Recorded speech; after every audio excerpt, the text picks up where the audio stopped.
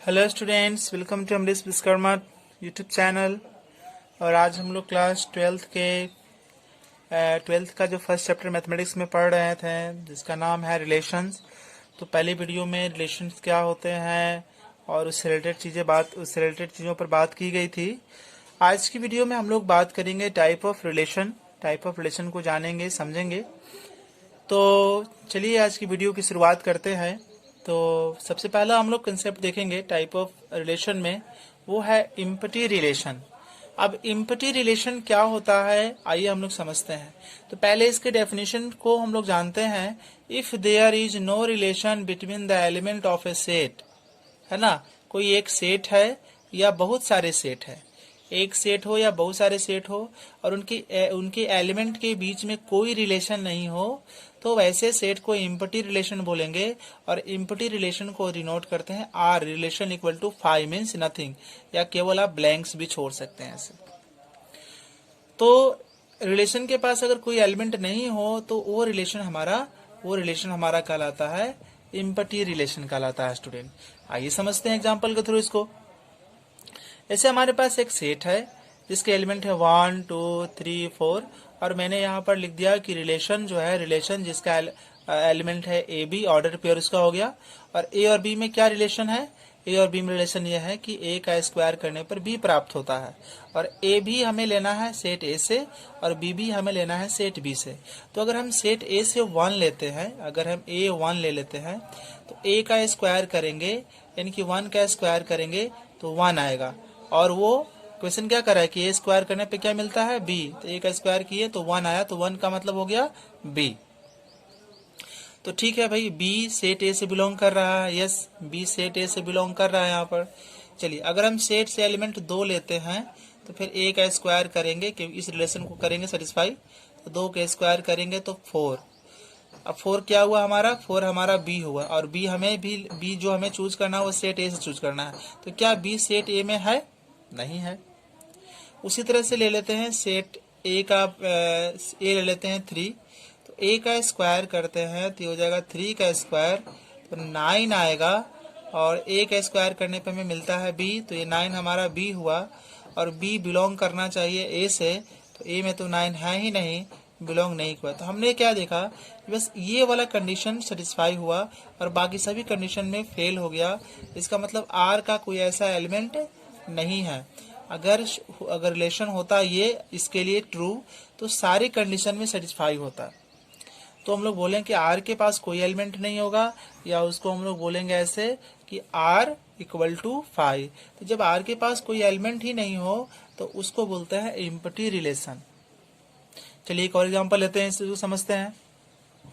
जो second example है student, वो क्या है, देखिए वो ये है कि ये जो दे दिया है ना, वो 4 6 8 20 हो गया। और आर हो गया, वो कह रहा है आर का जो ऑर्डर पेयर ए बी है, और ए और बी में क्या रिलेशन है कि ए और बी को जोड़ने पर 25 आएगा। और ए और बी दोनों हमें लेना है सेट ए से। तो किसी भी हम 2 को लेंगे तो 25 नहीं आएगा। देखो इसको ऐड करोगे, 4 + 6 10 आया, 25 नहीं आया। चलो उसी तरह से 6 + 8 देखो तो तुम्हारा ये 14 हो गया, नॉट इक्वल टू 25। फिर आप देखो इसको करते हो ऐड, 8 + 20 करते हो, that is 28, it is also not equal to 25। फिर इसको करते हो 6 + 20, तो again we have 26, not equal to 25। फिर इसको करते हो 4 + 20, so we have 24. Here we see that it is not also not equal to 25. So we see that कि कोई भी इसका जो एलिमेंट है वो इस रिलेशन को सेटिस्फाई नहीं कर रहा है। तो आर के पास कोई ऐसा एलिमेंट होगा ही नहीं, क्योंकि वो जो इसकी जो कंडीशन थी उसको सेटिस्फाई नहीं कर रहा है। तो आप करली ब्रैकेट को खाली रखो या 5 लिखो। ये एग्जाम्पल हो गया स्टूडेंट एम्पटी रिलेशन का। अभी ये स्टूडेंट हम लोग जानेंगे यूनिवर्सल रिलेशन के बारे में, स्टडी करेंगे।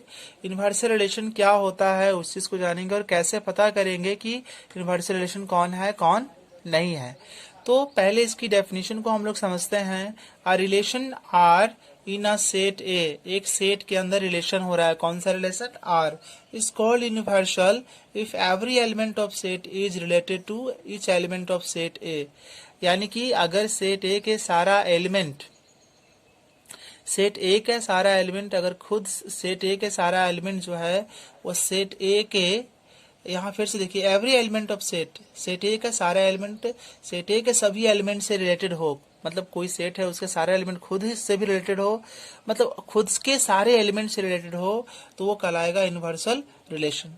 आई थिंक थोड़ा सा डेफिनेशन से आपको कंफ्यूजन हो रहा होगा, तो आप यहाँ एक चीज ध्यान दीजिए कि अगर ए क्रॉस ए करने पर ए क्रॉस ए जो है ए क्रॉस ए जो का जो एलिमेंट आएगा वो आर का एलिमेंट हो, तो हम आर को बोलेंगे यूनिवर्सल रिलेशन बोलेंगे। तो इसको एग्जांपल के थ्रू समझते हैं स्टूडेंट, इसको एग्जांपल के थ्रू समझते हैं स्टूडेंट, कैसे हम पता करेंगे कि ये क्या है। तो आइए सबसे पहले हम इसको देखते हैं, इसको सॉल्यूशन फाइंड आउट करते हैं हम लोग इसका। यहाँ क्या कह रहा है, यहाँ कह रहा है कि a माइनस बी, ठीक है। तो हम हमारे पास सेट ए दे दिया है यहाँ पर 3, 5, 7। अगर हम इसका ए क्रॉस ए निकालते हैं, ए क्रॉस ए निकालते हैं तो क्या होगा भाई, तो ए क्रॉस ए का मतलब हो गया कि 3, 5, 7 को क्रॉस करना है 3, 5, 7 के साथ। तो ये हो जाएगा, पहला ऑर्डर पेयर बनेगा 3, 3, फिर देखो बनेगा दूसरा 3, 5, फिर बनेगा 3, 7, फिर यहाँ से आ जाओ ऑर्डर पेयर, फिर तुम्हारा ऐसे बनेगा 5, 3, फिर बनेगा 5, 5, फिर बनेगा 7, 7, सॉरी 5, 7, फिर 7 से बनेगा ऑर्डर 7, 3, 7, 5 और 7, 7। तो इस तरह से सारे हमने ए क्रॉस ए निकाल लिए। अब हम इसका आर निकालते हैं। आर हमारा क्या कहता है कि ए और बी का डिफरेंस क्या होना चाहिए, 5 से कम। ए और बी का डिफरेंस 5 से कम, ए भी हम सेट ए से लेंगे और बी भी हम सेट ए से लेंगे। तो आप इससे अब इसी से पता कर लो, देखो इसका कितना डिफरेंस आ रहा है, 5 से कम आ रहा है, 0 आ रहा है, तो ये इसके भी लागू हो जाएगा, इसके लिए भी लागू हो जाएगा। इसको भी देख लो, -2 आएगा भाई, चलो 5 से कम ही आएगा, मतलब इसको सेटिस्फाई कर रहा है, तो आर में ये भी होगा। इसका देखो -4 लेस देन 5, तो आर में ये भी आपका ऑर्डर पेयर शामिल होगा 3/7। फिर यहाँ देखो 5, 2 आएगा, फिर ये लेस देन 5, तो आर का ये भी एलिमेंट होगा। ये 0 यहाँ डिफरेंस आएगा, लेस देन 5 है, आर का एलिमेंट होगा। यहाँ 2 आएगा और आर का क्या है, कह रहा है कि ए और बी का डिफरेंस 5 से कम है, तो आर का भी एलिमेंट होगा। यहाँ 4 आएगा, डिफरेंस 5 से लेस है, तो आर का एलिमेंट होगा। 2 आ रहा है यहाँ पर, ठीक है। तो ये क्या हो गया, 2 आ रहा है, इसका मतलब कि ए और माइनस बी का डिफरेंस 5 से लेस तो है ये भी, तो ये भी आर का एलिमेंट होगा। और यहाँ 0 आएगा डिफरेंस, तो लेस देन 5 है, तो ये भी आर का एलिमेंट होगा। तो हम लोगों ने देखा स्टूडेंट की जो हमारा आर है वो ए क्रॉस ए के इक्वल आ गया। तो अब इसको हम क्या बोलेंगे, आर को, ऐसे कंडीशन में आर को कहा जाता है यूनिवर्सल रिलेशन कहते हैं, जिसमें सेट ए के एलिमेंट जो है, ऐसा रिलेशन आर जिसमें सेट ए का एलिमेंट खुद सेट ए के सभी एलिमेंट के साथ जुड़ा हुआ है, ठीक है। तो ये एग्जाम्पल हो गया यूनिवर्सल रिलेशन का। अब ये स्टूडेंट हम लोग एक और एग्जाम्पल लेते हैं और देखते हैं कि ये क्या है, इम्पटी का एग्जाम्पल है या ये आपको जो है मैं जो है जांच करने के लिए क्वेश्चन में यहाँ पर लिया है मैंने कि 2 रिलेशन हम लोगों ने अभी तक पढ़ा है, इम्पटी रिलेशन और यूनिवर्सल रिलेशन। तो हम लोग पता करेंगे कि ये कौन सा रिलेशन है। तो आइए इसको समझते हैं और इसको सॉल्व करने की कोशिश करते हैं। तो आप देखिए, लेट द एक सेट है, पुरुषों का सेट है, set A of males. Set ए जो है जिसमें मेल्स हैं, मोहन, सोहन, प्रताप और करतार, ये 4 लोग हैं। और यहाँ रिलेशन क्या है, यहाँ रिलेशन है कि रिलेशन आर जिसका ऑर्डर पेयर ए बी है और बी जो है बी मदर है ए का। तो बी जो है, बी क्या है, मदर है ए का। इसका मतलब ए क्या होगा, ए फीमेल होगी, ए फीमेल होगी। बी मदर है ए का, तो ए क्या, ए मेल भी हो सकता है, ए फीमेल भी हो सकती है। तो पहली बात आप ध्यान दीजिए कि, और यहाँ पे कंडीशन दे दिया जाए कि सेट ए बिलोंग टू, जो स्मॉल ए है वो भी सेट ए से लेना है और स्मॉल बी है वो भी सेट ए से लेना है। तो ये सेट ए जो है यहाँ इसको हम समझते हैं, तो इसमें देख रहे हैं कि बी हमारा फीमेल है और ए दोनों हो सकता है, मेल भी हो सकता है, फीमेल भी हो सकता है। और कंडीशन फिर कह रहा है, ये तो कंडीशन यहाँ छूट गया था, कंडीशन कह रहा है यहाँ पर कि small A belong to set A, ये जो है वो भी सेट ए का एलिमेंट है और बी भी जो है वो भी सेट ए का एलिमेंट है। तो क्या ये जो सेट ए का एलिमेंट है उसमें कहीं फीमेल तो है नहीं, तो कहीं फीमेल तो है नहीं, तो यहाँ पर क्या कह रहा है बी कि बी फीमेल होगा, यानी कि इसमें से कोई भी इस कंडीशन को सेटिस्फाई नहीं करेगा। फीमेल का जो क्राइटेरिया है कोई भी इसमें से सेटिस्फाई नहीं करेगा, यानी कि आर का यहाँ भी जो एलिमेंट होगा बिल्कुल खाली रह जाएगा, यानी कि इम्पटी रह जाएगा। और ये स्टूडेंट इम्पटी रिलेशन का क्या है, एग्जाम्पल है। तो ये टेस्ट करने के लिए था कि हम लोगों ने कितना समझा है इम्पटी रिलेशन और यूनिवर्सल रिलेशन को।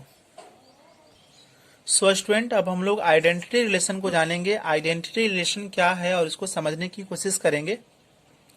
आइडेंटिटी रिलेशन का सिंबल जो होता है आई ए हो गया। अगर आइडेंटिटी रिलेशन जो है सेट ए पर है तो आई ए कहलाएगा। आइडेंटिटी रिलेशन अगर सेट बी पर है तो आई बी लिखेंगे। आइडेंटिटी रिलेशन अगर सेट सी के लिए है तो आई सी लिखेंगे। आइडेंटिटी रिलेशन अगर सेट डी के लिए है तो आई डी लिखेंगे। तो मैं यहाँ सेट ए को मानकर चल रहा हूँ, तो आइडेंटिटी रिलेशन ऑन सेट ए तो आई ए। और आइडेंटिटी रिलेशन में दोनों जो ऑर्डर पेयर के अंदर दोनों जो एलिमेंट होते हैं वो सेम होते हैं, और ए यहाँ जो दोनों एलिमेंट हैं वो सेट ए से बिलोंग करना चाहिए, उसको आइडेंटिटी रिलेशन बोलेंगे। अब जैसे यहाँ ध्यान दीजिए, जैसे एग्जाम्पल के थ्रू समझते हैं स्टूडेंट। सेट ए है जिसका एलिमेंट 2, 3, 4 है, ठीक है, 2, 3, 4 है। तो अगर ये दो सेट ए का एलिमेंट दो जो है वो खुद से रिलेट हो जाए, और ये 3 जो है वो खुद से रिलेट हो जाए, और 4 खुद से रिलेट हो जाए, तो ये 2, 2, 3, 3, 4, 4, यानी कि सेट ए का सभी एलिमेंट जो है वो खुद से रिलेटेड है, तो ये कहलाएगा आइडेंटिटी रिलेशन। ये आइडेंटिटी रिलेशन है। अगर मैं इसी में से इसको मिसिंग कर दूं तो 2, 2 और 3, 3 बस लिखूं, और मैं आपसे पूछूं क्या ये आइडेंटिटी रिलेशन है, तो आपका जवाब होगा कि ये आइडेंटिटी रिलेशन नहीं है। क्यों? क्योंकि सेट ए का एक ऐसा एलिमेंट है जो खुद से रिलेटेड यहाँ पर नहीं दिखाया गया है, इसलिए आइडेंटिटी रिलेशन नहीं कहलाएगा। ठीक है, तो आइडेंटिटी रिलेशन में जरूरी है कि जितने भी सेट ए के एलिमेंट हो सभी के सभी एलिमेंट जो हो खुद से रिलेटेड होना चाहिए, तब जाके आइडेंटिटी रिलेशन होना चाहिए। इसके अलावा कोई भी अदर जो है अदर जो है ऑर्डर पेयर नहीं होना चाहिए। अच्छा स्टूडेंट, अभी एक और देखते हैं हम लोग। जैसे 2, 3, 4 सेट ए का एलिमेंट है, तो देखो 2, 2 से रिलेटेड है, 3, 3 से रिलेटेड है, 4, 4 से रिलेटेड है, तो सारे एलिमेंट तो खुद से रिलेटेड है, तो आप इसको आइडेंटिटी बोलोगे नहीं। देखिए, केवल इतना होता तो ये आइडेंटिटी रिलेशन कहलाता, बट साथ में इनके अलावा एक अदर भी दे दिया है कि 2, 3 से रिलेटेड है। तो अगर एलिमेंट खुद से रिलेटेड हो, इसके अलावा दूसरे भी टर्म हो, तो वैसे कंडीशन में भी आइडेंटिटी नहीं कहा जाता है। यानी कि आइडेंटिटी होने के लिए बस ये जरूरी है कि एलिमेंट जो है खुद से रिलेटेड हो, इसके अलावा कुछ और भी टर्म नहीं हो वहां पर, वो आइडेंटिटी रिलेशन कहलाएगा। जैसे अगर हम यहाँ स्टूडेंट ऐसे बताएं, जैसे सेट बी ले लेते हैं और सेट बी का एलिमेंट ए और बी मान लेते हैं, तो अगर इससे क्या रिलेशन बनेगा, ए बना दिया मैंने और बी बना दिया, तो देखो सेट बी का जो एलिमेंट है ए और बी, तो ए से रिलेटेड है, बी से रिलेटेड है, तो इसका सारा एलिमेंट खुद से रिलेटेड है, तो आइडेंटिटी हो गया। अब इसमें से किसी एक को मिसिंग कर दो, आइडेंटिटी नहीं होगा, और इसके साथ हम एक और नया ऐड कर देते हैं ए बी, तब भी आइडेंटिटी नहीं होगा। तो आइडेंटिटी रिलेशन के लिए जरूरी है कि कोई भी गिवन सेट जो है उस पर हम आइडेंटिटी रिलेशन जब हम लागू करेंगे तो उसके सारे एलिमेंट खुद से रिलेटेड होना चाहिए, बस इतने ही एलिमेंट उसके अंदर होना चाहिए। सो गाइज, आज की वीडियो में इतना ही। अगले वीडियो में हम लोग आगे के टाइप जो है रिलेशन के उसको जानेंगे, जैसे रिफ्लेक्सिव क्या है, सिमेट्रिक क्या है, ट्रांजिटिविटी क्या है, इक्विवेलेंस रिलेशन क्या है। देन उस पर हम कुछ क्वेश्चन करेंगे और उसके बाद बाकी के जो कॉन्सेप्ट हैं सिलेबस में उसको पढ़ेंगे। So thank you for watching and अगर आपको वीडियो अच्छी लगती है तो लाइक करें, शेयर करें, सब्सक्राइब करें, और आप अपने फीडबैक देख सकते हैं, कमेंट में लिख सकते हैं, ताकि मैं उसको पढ़कर जानकर और अपनी वीडियो को और बेहतर बना सकूं। Thank you for watching once again.